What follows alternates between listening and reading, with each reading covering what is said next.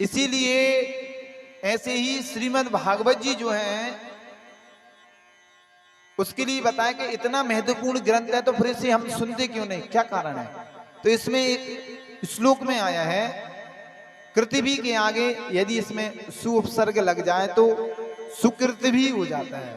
तो जब तक हमारे सुकृत उदय नहीं होंगे तब तक ये श्रीमद् भागवत की कथा हमें सुनने को नहीं मिलती।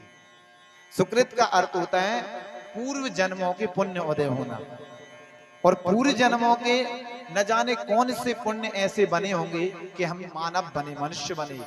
क्योंकि भगवान, हम मनुष्य बनने लायक हमारे अंदर गुण नहीं है। यदि भगवान तो कबहू की कर करुणा नर देई, देत ईश बिन हेत सनेई। जैसे यदि हम किसी को दूध भी देते हैं तो उसके बदले हम पैसे लेते हैं।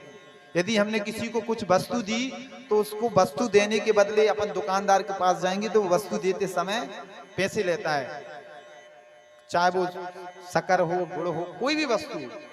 और यदि भगवान को देखो कि वे रोशनी दे रहे हैं बिना चाय, बिना लाइट की, लाइट जल रही है, सूर्य नारायण भगवान। आप चाहे जितने बल्ब जला लो, चाहे जितने लाइट लगा लो, चाहे जितने पहाड़ों को जला दो, पर संपूर्ण अंधेरा तो तब जाता है जब भगवान भुवन भास्कर प्रकट होते हैं। तो वो हवा चल रही है, बिना उसके हवा दे रहे हैं। और कोरोना काल में क्या हुआ था, ऑक्सीजन खरीदने के लिए कितनी लंबी लाइन है, मर रहे थे लोग, ऑक्सीजन खरीद रहे थे, जबकि भगवान ने तो फ्री में ऑक्सीजन दी है। तो जब कोई वस्तु फ्री में मिलने लगती है तो उसका मनुष्य मूल्य नहीं समझते है। ऐसे ही भागवत जी जगह जगह हो रही है, जगह जगह लोग करवा रहे हैं, तो उसका लोगों ने मूल समझना ही बंद कर दिया है, उसका भाव ही समाप्त कर दिया है। अरे भाई वही सुखदेव जी परीक्षित जी की कथा होगी, पहले भी सुन ली है, अब क्या करेंगे सुन के। तो ये समझ कर जहां भीड़ ज्यादा होगी वहां जरूर धक्के खाने जरूर जाएंगे, तो थोड़े धक्के हम भी खाए आए, क्योंकि भीड़ चल रही है। एक जादूगर जादू दिखा रहा था कि मनुष्य का जीव का है, अंदर जीव है, कि मनुष्य का जीव देखो, जीव का देखो।